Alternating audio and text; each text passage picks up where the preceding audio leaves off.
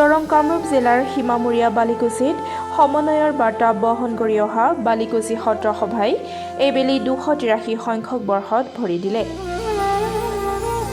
এইবেলি সভাৰ লগত সংগতি ৰাখি বিভিন্ন মাংগলিক কাৰ্যসূচীৰ সমান্তৰালভাৱে চাৰ্কাছ, মীনা বজাৰ, মিনি চিনেমাগৃহ, কোৱাৰ ভিতৰত মাৰুতি আৰু বাইকৰ দুঃসাহসিক ক্ৰীড়া প্ৰদৰ্শন, সাংস্কৃতিক অনুষ্ঠান আৰু নাট প্ৰদৰ্শন কৰা হ'ব। ইয়াৰোপৰি ইয়াত উপলব্ধ হ'ব উন্নত মানৰ কাঁহ পিতলৰ বাচন বৰ্তন তথা বাণিজ্যিক মেলা। 8 ফেব্ৰুৱাৰীৰ পৰা 12 ফেব্ৰুৱাৰীলৈ 5 দিনীয়াকৈ অনুষ্ঠিত হ'বলগীয়া সভাৰ কাৰ্যসূচী অনুসৰি পুৱা বন্তি প্ৰজ্বলন, ধৰ্মীয় পতাকা উত্তোলন, বাণিজ্য মেলাৰ দুৱাৰ উন্মোচন কৰাৰ পাছতে ভাগৱত পাঠ অনুষ্ঠিত হয়। সন্ধিয়া আৰিয়া প্ৰজ্বলন আৰু নিশা নাগৰা নাম প্ৰদৰ্শিত হয়।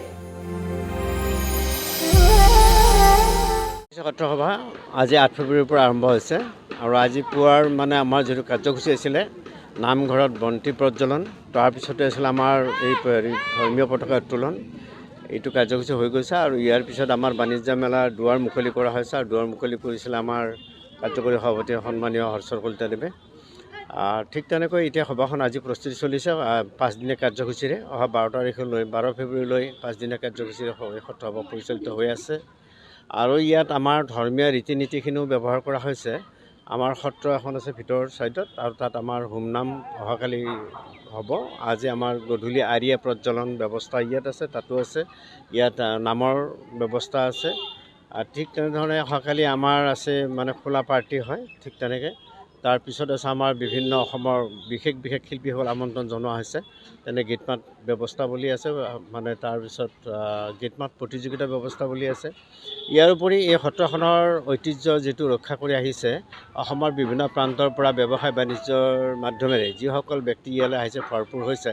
ইয়াত আচলতে আমি এইবাৰ ভাবিছিলোঁ ওচৰতে শংকৰ সংঘৰ অধিৱেশন আছে আৰু সেইটোকে আমাৰ সত্ৰৰ এইবাৰ পৰিৱেশটো ঠিক নহ'ব বুলি ভাবিছিলোঁ, কিন্তু এতিয়া আজিৰ পৰা উদলি মুদলি পৰিৱেশ দেখিছোঁ। যথেষ্ট ব্যৱসায় বাণিজ্য ইয়ালৈ আহিছে আৰু বিভিন্ন ধৰণৰ ব্যৱসায় বাণিজ্য আহি আমাক মানে পয়োভৰটো দেখুৱাইছে আৰু এইটোৱে আমাক এটা শুভ লক্ষণ দেখুৱাইছে বুলি অনুভৱ হৈছে।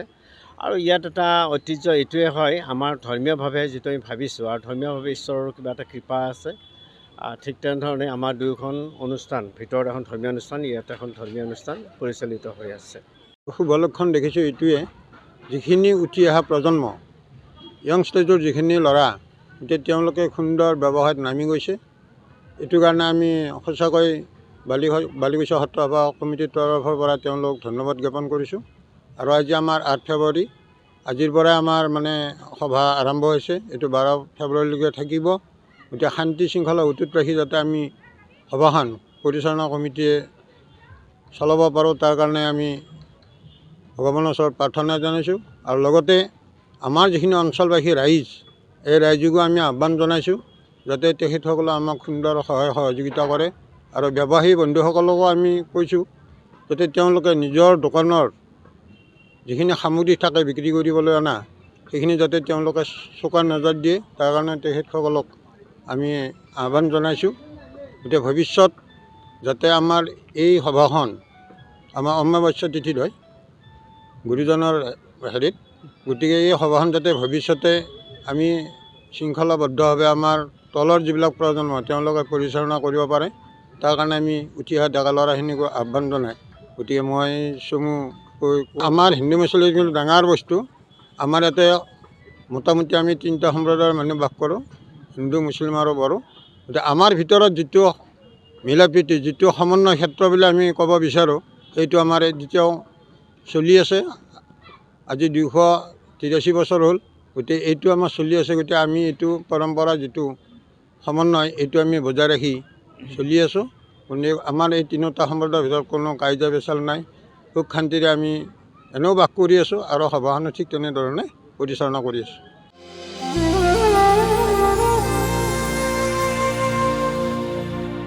দেওমৰৈৰ পৰা নৱজিত শৰ্মাৰ ৰিপৰ্ট, ডেমক্ৰেটিক আছাম।